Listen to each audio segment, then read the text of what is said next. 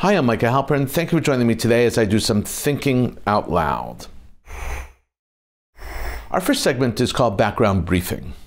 The first thing I've been thinking about is how absurd has become reality. That is, reality has become so absurd. It's shocking, simply shocking, how the deep hatred of Jews has reared its ugly head since October 7th. It's absurd. Reality is now absurd.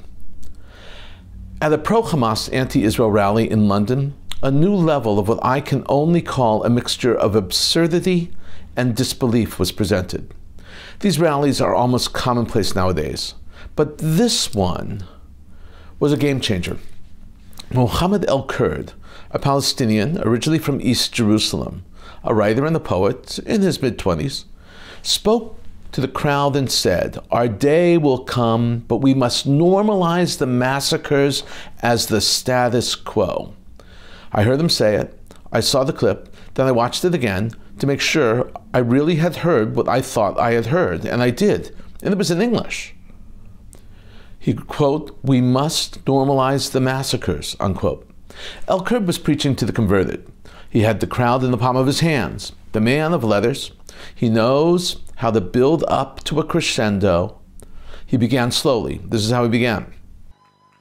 This is a moment for transformation. There have been 30,000 martyrs. This is our moment to transform the world. We must reject Zionism in all of our institutions, because to be anti-racist is to be anti-Zionist. It does not contain multitude. It does not have double meanings. It is not romantic. Zionism is apartheid. It's genocide. It's murder. It's a racist ideology rooted in settler expansion and racial domination, and we must root it out of the word. We must de-Zionize, because Zionism is a death cult. Zionism is indefensible.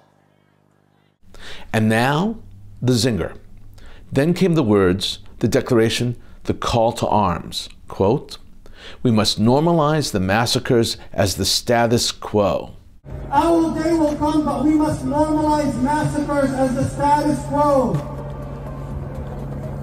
Thank you. October 7th has warped the world. Evil has overtaken good and has subsumed good. Before October 7th, thoughtful, reasonable people would never have even thought this. Today, too many welcomely embrace these ideas. There was no other interpretation to the call to, quote, normalize massacres, unquote, presented in this context than the call to murder more and more innocent Jews. And yet, reasonable people hear this message and agree. Even the anti-Semites of old would have disagreed with this statement. That's how warped our world has become. By now, other calls for the destruction of Israel have become more common.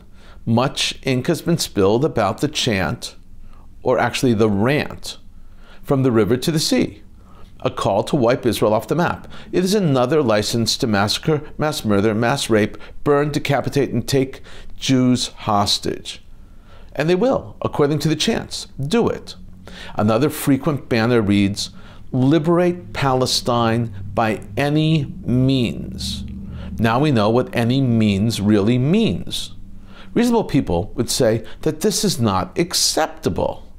Reasonable means sound judgment, sensible, fair, appropriate, fitting, proper. All these are synonyms for reasonable. These calls are exactly the opposite of reasonable, and almost no one is calling them out. Reasonable people would be sympathetic to the plight of the hostages, but people are ripping down their posters all over the world.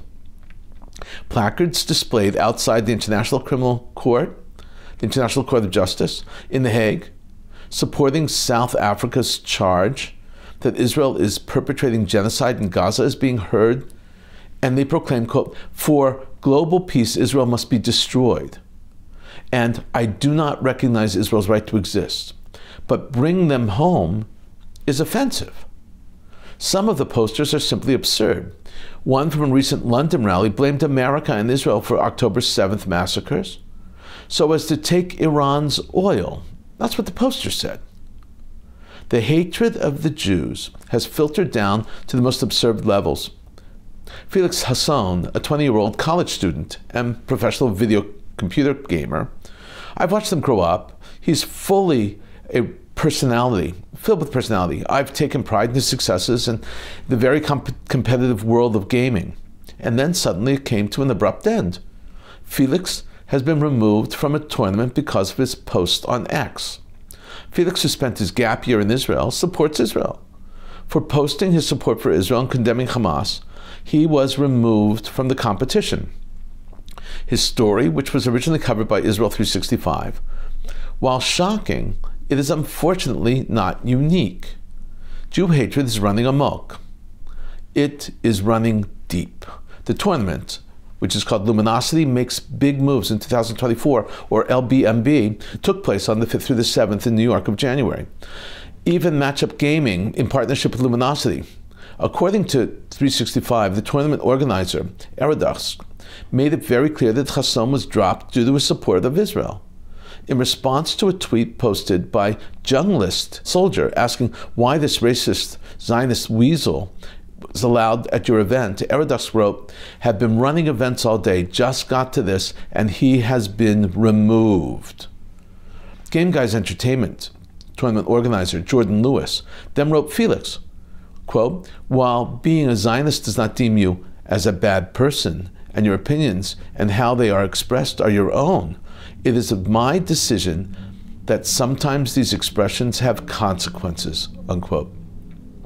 Gamers and these tournament organizers have been radicalized. They are supporting a terrorist organization, Hamas. Radicals are setting up tournaments that are free of Jewish people who support Israel. From London to The Hague to New York City, we are confronting a world that is reminiscent of the not so long ago dark and ugly days in Jewish history. These events are reminiscent of the days of the pre-civil rights era, where communities, clubs, and neighborhoods hung up signs that read, "No Jews allowed." Jew hatred is running amok. I said that already. It's running deep, but it will not defeat us. Good will triumph over evil. Coming up next, Points of View. First up is a column written by Adam Milstein, published in the Jerusalem Post on January 13th, 2024. Milstein's column is entitled "Liberal Jews Feel Abandoned by the Left Opinion," and its subtitle is, "It's been made clear that for a large coalition of leftists and Muslims in America, Jews have no right to self-determination in their ancestral homeland and deserve no safety anywhere." That's the subtitle. Milstein addresses a question that many liberal Jews, Jews who love Israel, have been talking about and talking to me about. They feel abandoned by their fellow liberal Jews and their fellow liberals, and especially the Jews who are liberals, those who have been attacking Israel with vigor and rancor. I've heard the lament and the feeling of many helpless expressed many times in many conversations. This is how Milstein begins. All Jews agree on one thing, that all Jews never agree. At any Jewish gathering around the world, you'll hear heated debates on food, religion, culture, and everything in between. Politics is no different, but the debate is louder. Former U.S. Secretary of State James Baker once said, "F the Jews, they don't vote for us." While perhaps untrue, Baker's sentiment reflected a historical American Jewish political truism. The Jewish community votes Democrat.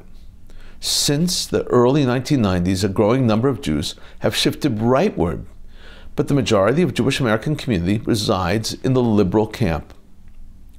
After the October 7th terrorist attack, prior to Israel's ground operation in Gaza, the true sentiment of the left toward Jews was exposed. Now Milstein describes the all too well-known situation on university campuses and in our communities. He writes, "Protests on college campuses, airports, freeways, bridges, outside synagogues, and Holocaust museums forced Jewish Americans to face a stark reality. Leftists and their Muslim allies were exposed, not only as anti-Israel, but as plainly anti-Jewish groups mobilizing under the guise of liberation from the river to the sea and civil rights, justice in Palestine. One thing became increasingly clear for a large coalition of leftists and Muslims in America. Jews have no right to self-determination in their ancestral homeland and deserve no safety anywhere.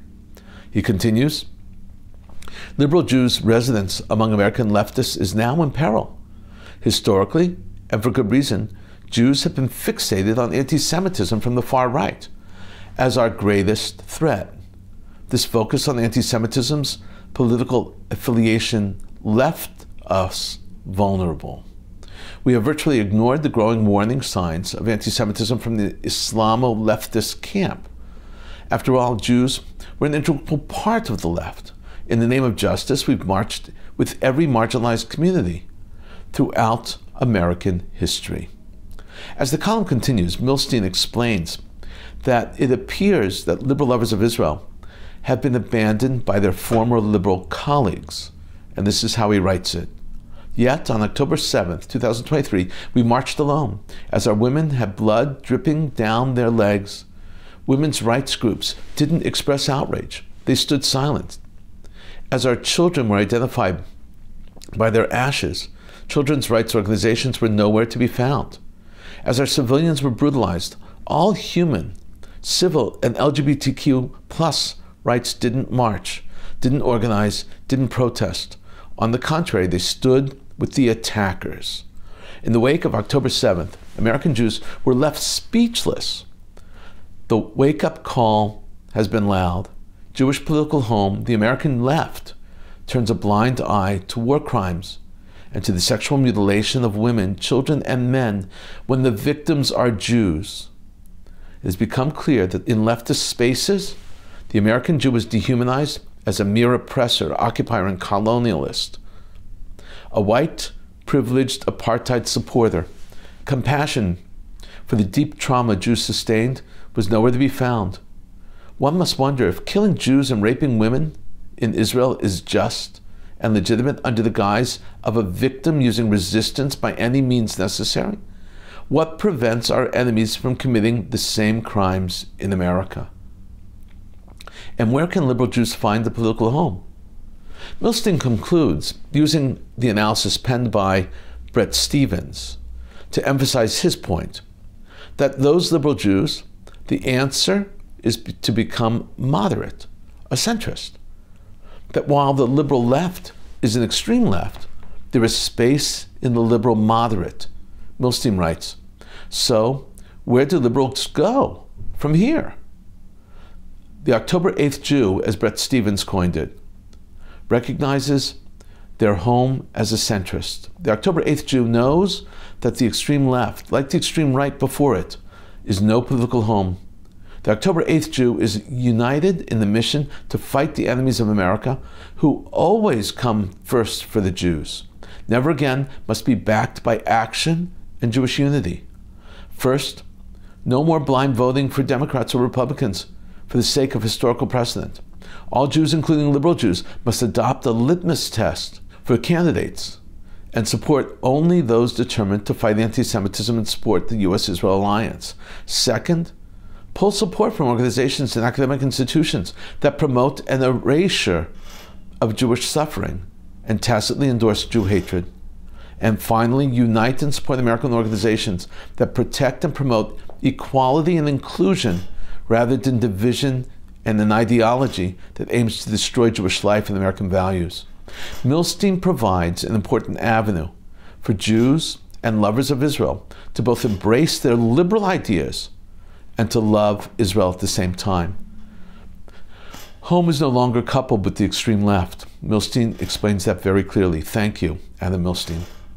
Next up is a column published on January 12, 2024, also in the Jerusalem Post, and it is entitled, "The ICJ is Illegitimate, but it is an Existential Threat to Israel Opinion." Subtitled, "The UN and its organs are no longer legitimate, and allowing this self-appointed world court to exercise legal authority over Israel is an existential threat to Israel and the Jewish people." This column is co-authored by Brook, Goldstein, and Gerard, Felitti. It deals with the World Court and the South African charge that Israel is perpetrating a genocide in Gaza. This piece covers some very important points. Some I agree with, others I don't. The general thesis is that Israel should never have acknowledged the World Court. By doing so, they lost the high ground. This is how the authors begin. Wars are not won by defending an attack on terms dictated by one's enemy. Israel is at war, not just with the terrorists and terrorist organizations that seek the genocide of the Jewish people, but with terrorist supporters who abuse the international legal system to wage lawfare against it. South Africa, a country in which Jew hatred is rampant, filed a petition with the International Court of Justice, the ICJ, spuriously alleging, of all things, that Israel is committing genocide in Gaza. The same Gaza whose Arab population has grown by hundreds of thousands since Israel forcibly evicted every last Jewish person in 2005. This petition, which seeks to restrain Israel's right to defend its civilian population from genocidal attacks like those of October 7th, is very essence of lawfare, the abuse of law as a weapon of war. Responding to this lawfare symmetrically by defending against these claims before the ICJ is not in Israel's interest. Simply put, even if Israel wins, it will be forced to play again, over and over again, until it loses. And if, when Israel loses, a further precedent will be set. The rights of all democratic countries to defend their people will be severely undermined. Clearly, a different response is needed. The only way to win a war in which the terms of engagement are stacked against you is asymmetrically. Or, to put it differently, the only way to win a rigged game is not to play at all. The authors continue, but some argue that Israel should take this as an opportunity to make its case on the world stage.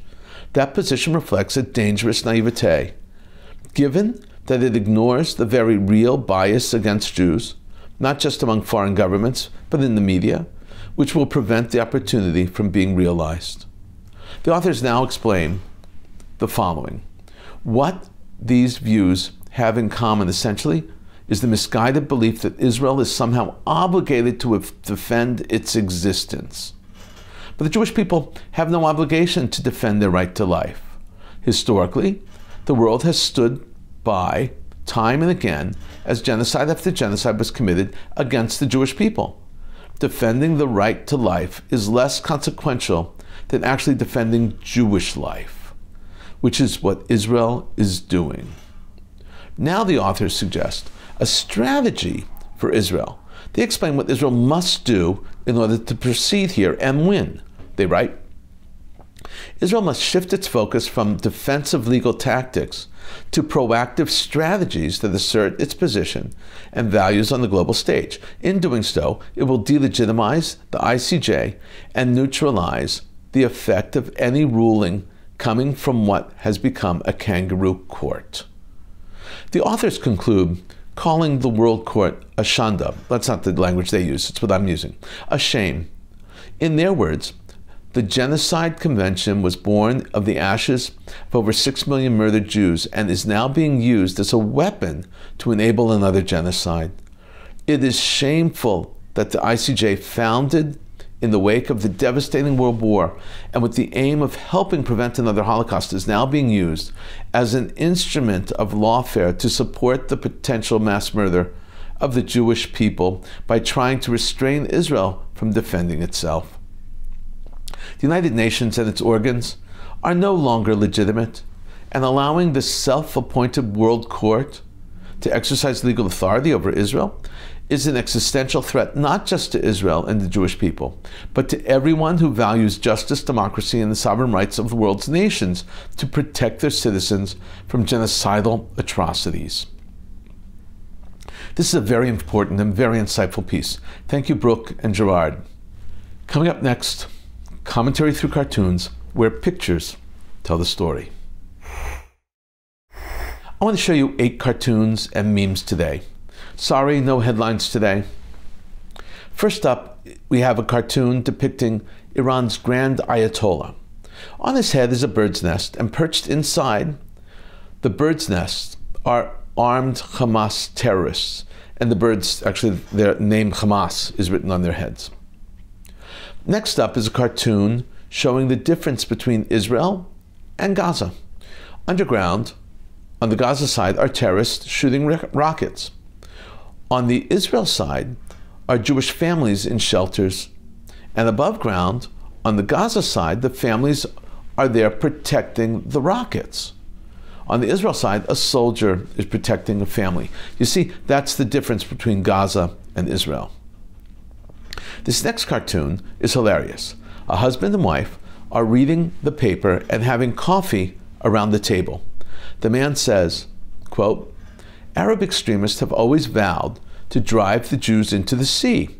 The headline in the paper reads, "Israel flooding Hamas tunnels with ocean water." He then says, and I'm quoting, "Instead, Israel is driving the sea into the Arab extremists," unquote. Very funny, a turn of a phrase. In this meme, an Israeli broadcaster is seated on the broadcast set. Her mic packs are on the chair behind her, and in her belt is a pistol. This next cartoon shows Iran as a puppeteer. The puppet is Houthis stabbing a cargo ship. How true this is. Simple and so true.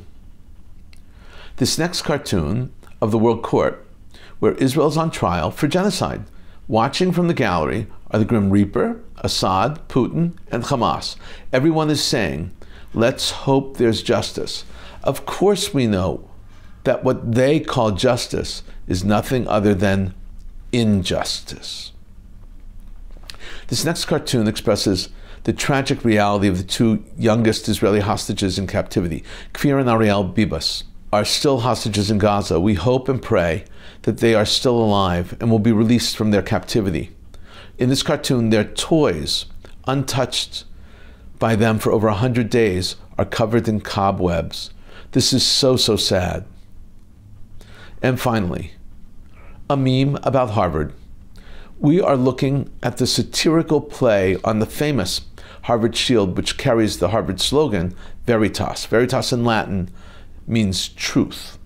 This Harvard shield is a pun on the entire set of recent issues. It reads, Taurus excrementon, which simply translated from Latin means BS. I could not agree more with this meme. In a moment, more of my own perspective and a few predictions. The BBC has reported that 6 pro-Palestinian suspects have been arrested for planning to disrupt London's stock exchange. These disruptions have been popping up all over the Western world. For the most part, they are annoying, but sometimes they result in significantly worse and even life-threatening situations. Security cooperation between the Mossad, Shin Bet, IDF, and international organizations has exposed Hamas's plot to attack targets worldwide, specifically in Europe, Africa, and the Middle East.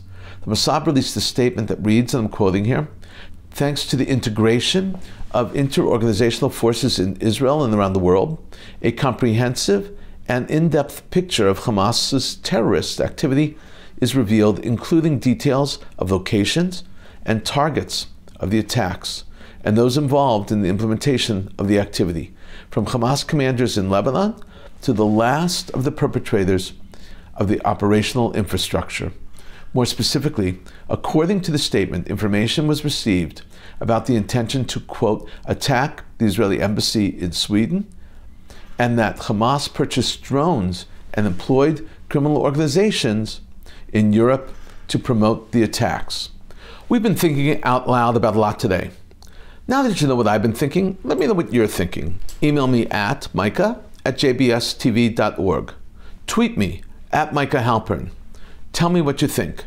Before we end, let me leave you with one piquante piece of information. Did you know that the prayer for the Israeli soldiers for the IDF has become a powerful anthem of Jews in Israel and Jews around the world? There are numerous musical renditions of the prayer, and you're about to see and hear a deeply moving rendition led by cantor Nathanael Hersted of the Hampton Synagogue, in partnership with the Maccabees. As they join together in the song and prayer, you will also hear renditions spliced into the song by choirs of Jewish schools around the world. I found these next 5 minutes to be very powerful, as they are extremely beautiful and heartfelt voices, as they sing the prayer for the safety of the soldiers and the IDF. I hope you agree.